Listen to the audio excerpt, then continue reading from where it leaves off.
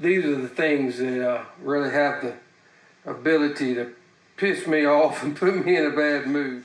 Most people would think this is a perfectly usable cylinder. Check that out. The walls look pretty good, huh? Run this, and you risk blowing up that Moto Guzzi motor. Let's look at why. So this looks good. The way to tell if you've got a chrome bore or not, we showed that in another video, but real quickly, you stick a magnet on it. Magnet will not stick to this hard chrome on an aluminum cylinder. If you have no magnetic pull on it, you got a chrome cylinder. And I mean, look at this. It looks good all the way through. There's nothing wrong with it other than you run a risk of that chrome beginning to pit and flake. This is the way I do it. We're going with Nicosil cylinders. So we've got all new gaskets, new rings, and here are the cylinders. Let's look at this up close, show you how these things look. You can see that cross hatch. I got a light on it for you. This is a Nicosil cylinder. You will feel a magnetic pull on this cylinder, but it will not be as strong as cast iron or steel, but there will be a slight magnetic attraction to it, unlike the chrome. The way I do it is we're going to check those rings. Everybody says, most people say just run them. They come from the factory pre-gapped, and that's true. But if you're going to depend on your motor more than just running down to Starbucks and back to show off your vintage motorcycle, you need to check those end rings. Too tight, you'll lock up your motor. Too loose, you'll burn oil. Best thing to do is check them. Right here is all the notes you need. 1, 2, and 3 as far as the order of the rings go. And we're going to check these out real quick. So the proper way to do this is to take your ring and get it into the cylinder. And we want to fit it flush. I take the piston and I push it down until that first ring land is even.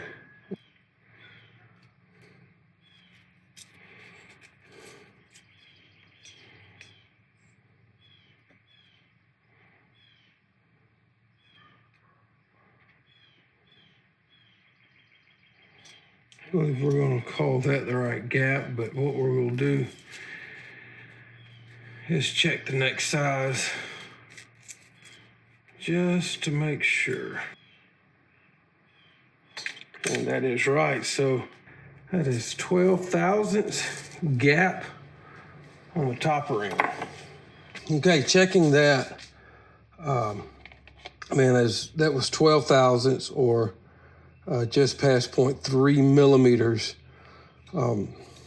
13 would not go in there, so I have filed the ends. A 13 will go in now clean, and 14 thousandths would just go in with a little force, but it won't move. So that puts me at the 0.33 millimeters. Now your minimum end gap on that ring was 12 thousandths or 0.3 millimeters, all the way up to 18 thousandths. So I just wanted to go a step above the bare minimum and went to 13 thousandths. So I do not have because I don't do this often. Most Guzzis don't need rings, but when you get to these chrome bores, they do. And I file it with this machinist file. It's really fine.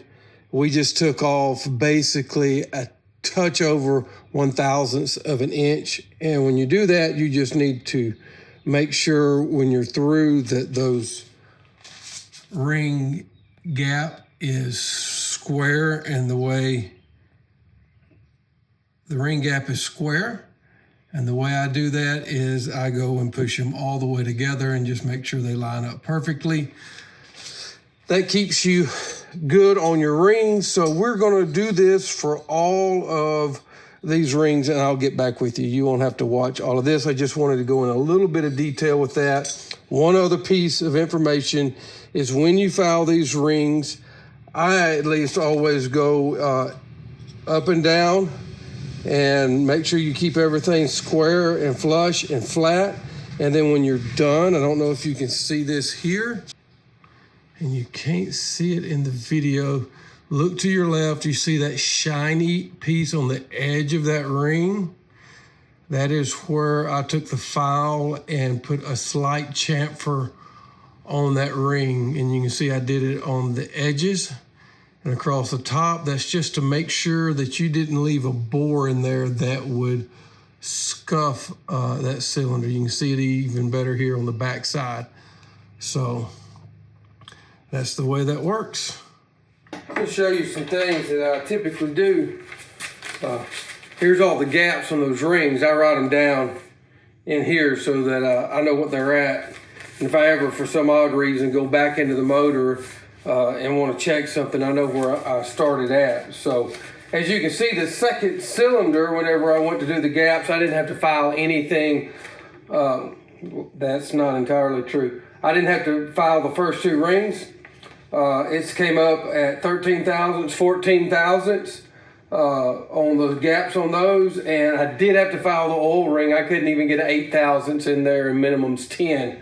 So I filed it, ended up with 12 thousandths, which is comfortable for me to go. So I've got that piston. Everything's done to the right cylinders, but I had a bonehead move, just to be plain.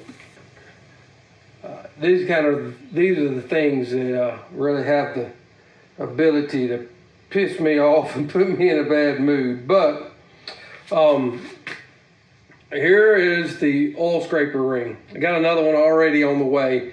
But anyway, yep, I was not paying attention and didn't have this seated in the ring like I should have, like I thought I did. So I took the other corner to pull it up towards the ring, and when I did, it snapped. So I obviously spread that too far. I do have a ring expander that I typically use. It just didn't expand enough on this ring to get it over the piston. So yeah, I would like to say lesson learned. All I know to say is I've always known they're fragile. I just had a bonehead move, and it does seem that these Guzzi oil scraper rings, they're one piece. So here's one that's together off of my old piston. There we go. So you can see it's a one-piece oil scraper ring set. Always dealt with the two-piece rings that you typically see, and man, I've never had any trouble. But these little things are some kind of brittle being one piece like that. So you can see here on this one, it just snapped. I've never broke a piston ring before in my life. And I've rebuilt small block Chevys, done a lot of Harley work. Alrighty, we're back at it. I decided to take a break, go get some lunch. Sometimes it's difficult to get over a bad case of putting your head in your butt when you're working on stuff. Well, let's get started. You've seen me do this on the last several videos, so I'm not going to talk through this. I'm just going to put it together, and we'll just click right through it on the highlights, and we'll get this top end on.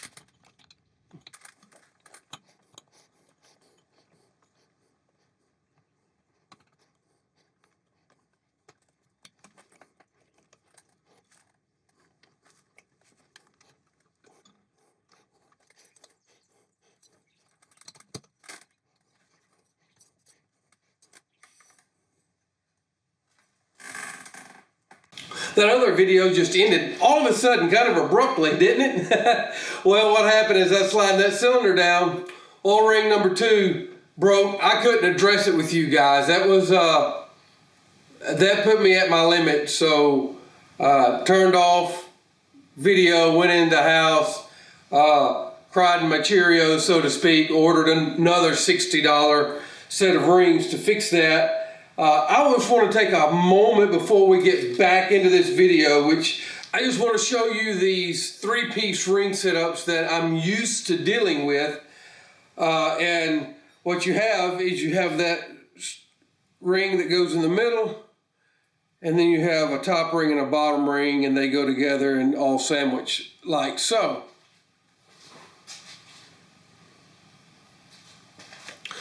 So what we have with those is a very flexible oil ring setup that I've used on every other motorcycle rebuild when I'm doing new cylinders and pistons. And these are actually for Harley. So you can see the flexibility there of these rings. So there's, I mean, you gotta be careful, but they go on easy and they stack in easy. There's nothing complicated about them. And then whenever you've got them in the cylinder, they press pretty easy into that cylinder. So that's what happened. Yeah, not one, but 2 oil rings that I broke. Let's get back to the video so you can see me do it the right way instead of the way that I've always done all these other motorcycles. Never had trouble until this T3 decided to fight me with those oil rings. Okay, we're back at it. After a few days to calm down, I've got this style of ring compressor on it. And it comes with a whole stack of rings depending on the size. So this is the proper way to actually work this in real life time. Oh, praise the Lord, look at that. Whew. Let's release this. Whew. It's been about a week since I was in here, so let's just make sure that I got my O-rings on, base gasket looks good, all that good stuff. So this is going to go in this way. And this piston needs to be turned slightly.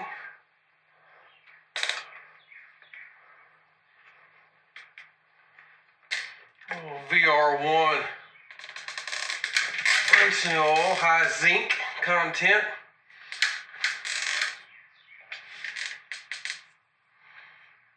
Clip here. Whatever you do, don't drop it down in the motor. Try to get you a little safety net going here. Alright. Y'all may have better luck with this than me.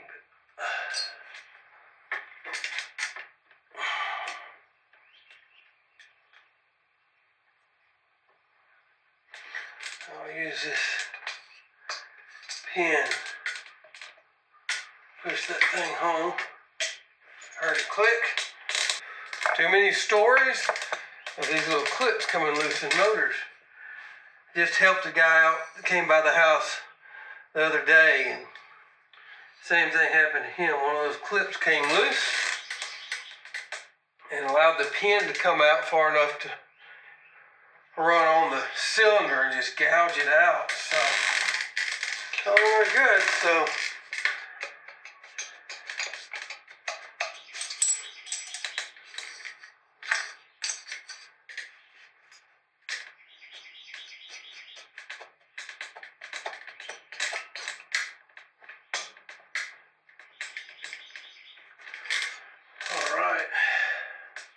make sure your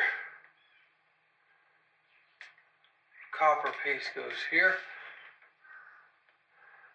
They are directional because if you flip it this way, it's not going to look right.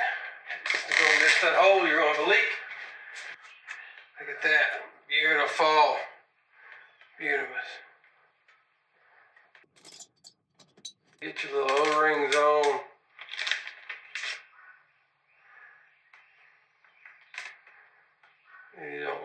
that leak.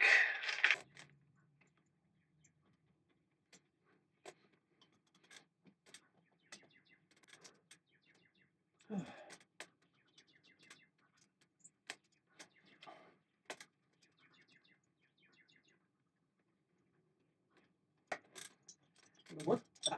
It's in a bad spot. So I always put a little anti-seize on the base. Like so. Just so that it'll slide in and out of there easy. Sits in that recess and it's downhill. Water gets in there, so.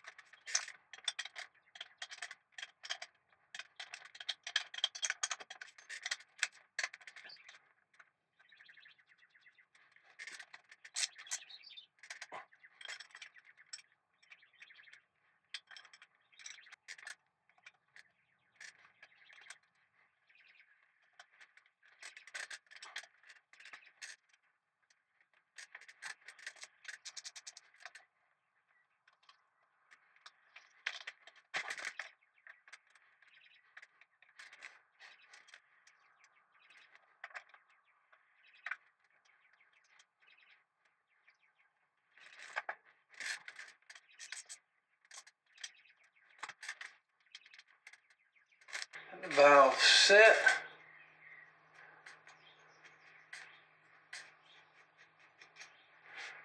So,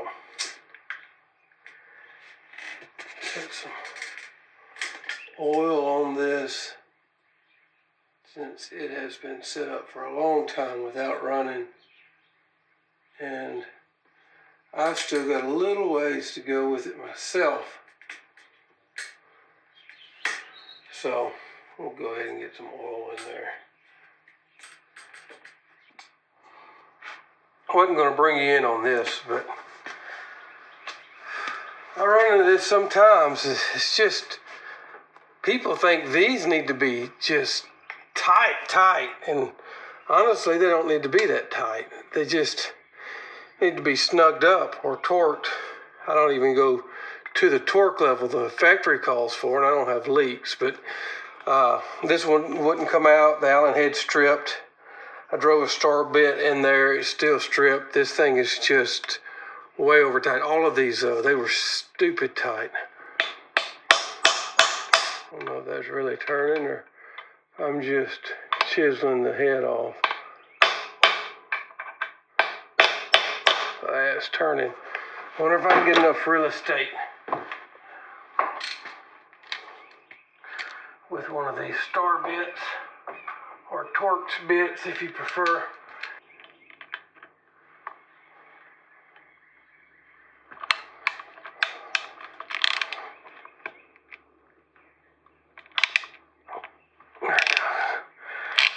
Obviously that will get replaced.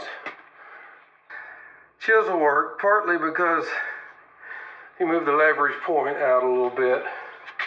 I think the chisel works mainly because of all the impact kind of jars that loose with this impact, but they were all so tight the impact wouldn't even budge them.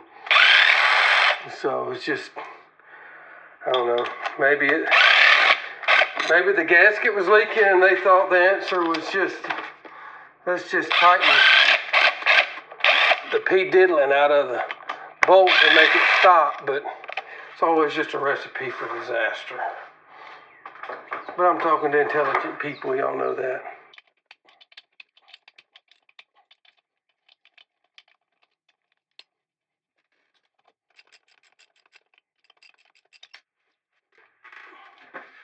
thing you want to do is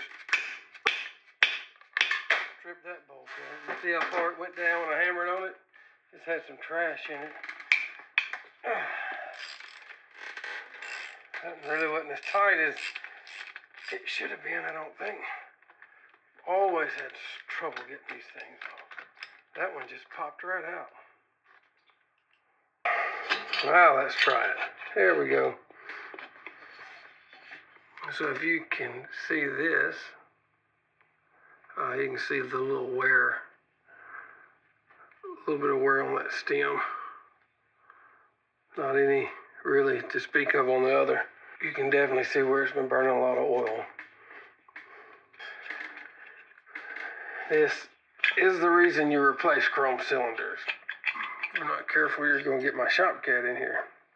You going to make a debut, huh? You are?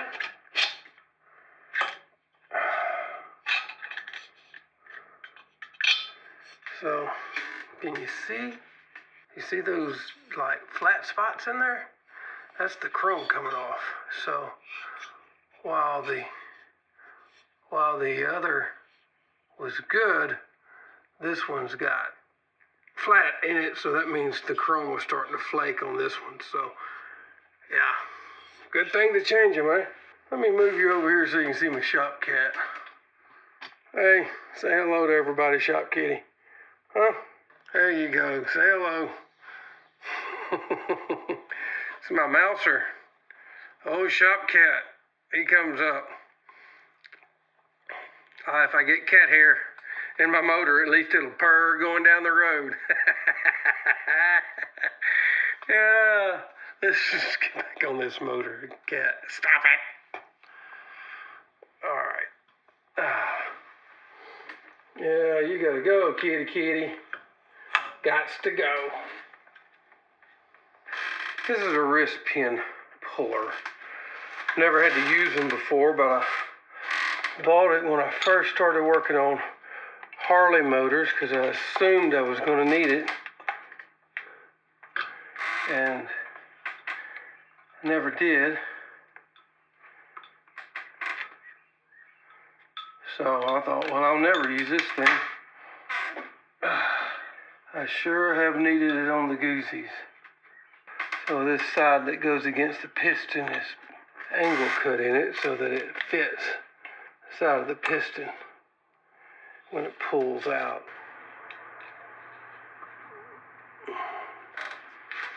Yep. This is the way for the Guzzi's piston pin pullers.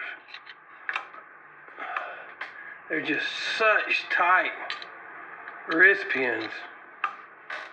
When I started working on Guzzi's, you realize one thing, and that is they've got much tighter tolerances than even the twin cam Harleys.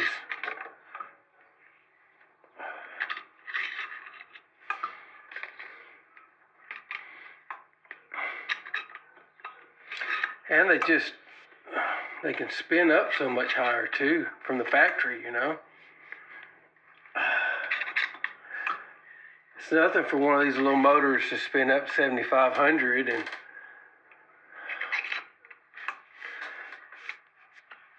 the 88-inch twin cam I had was 5,000 maybe. I built it up and made it a 98-inch. Forged pistons, cams, a lot of head work. And it would turn 7,000 because it hit its, the way it was built, it hit its peak horsepower then, but it wasn't something you just wanted to do all the time. On those Harleys, they'll come apart on you. But these Guzzi's seem to, like, I run mine with the lower gears in them, 5,000, 5,500 for long periods of time. And it just doesn't seem to hurt it at all. It just keeps on tracking, you know? And I wouldn't do that on my old twin cam.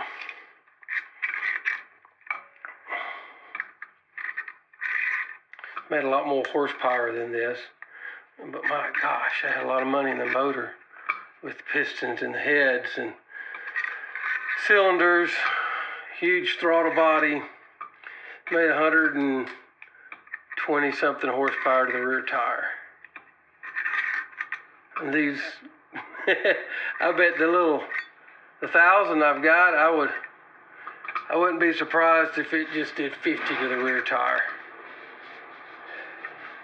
But because they like RPMs, they'll turn RPMs, they'll run good, you know, speed-wise. That 1,000, even with that, has no trouble zipping down the interstate. There we go. And it's out. Pulls the pin all the way through. It's nice. I had to bore this out for the pin on the Guzzi. So that really means is inside this hole is where the pin goes, and it wasn't deep enough for the pin length of a Guzzi. So I had to bore it out. I think it only went to here. I got it bored out to here, which sounds really cool. Saying I bored it out.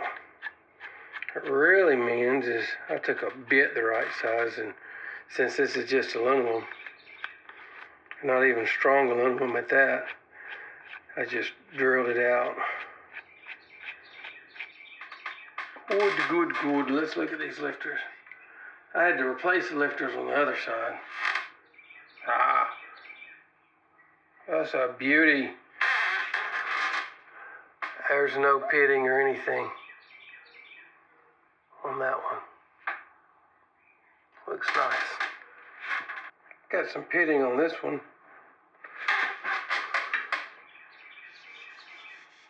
See that? Yep. I bet I got a better lifter than that. I'll put back in.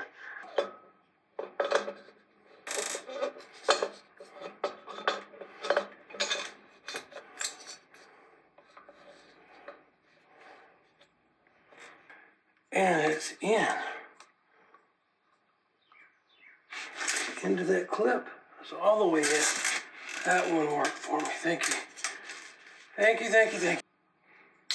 There it is. You heard it click. I like to hear it click. I like to look at it, make sure half the ring's covered, and then feel around in there. Make sure it's not just partially done. All right. Voila. Let's drive this thing home.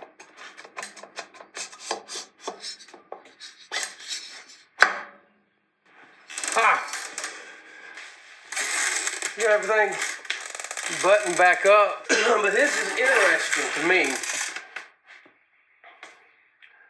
This valve cover is like this dark, flat gray, just off of black color, and this is what was on the bike. Interesting thing, this came off of the Police T3, and I would almost say somebody just coated it some way.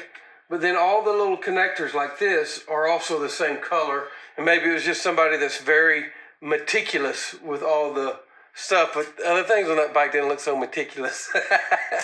But anyway, this is what I went with. I decided to go with that color. I really like that better than this old silver color that's stained. Love these valve covers. You saw the difference. Hard to tell on the screen, but quite a difference in look. Next up, we're tearing these square slide carburetors apart, see what we're into, and maybe even on the next video, not only will we go through these square slides, but we'll check out, maybe fire this thing up, see if the old T3 will spit at us once or twice. This is Oggie, 1 mile at a time. I'll see y'all out on the road.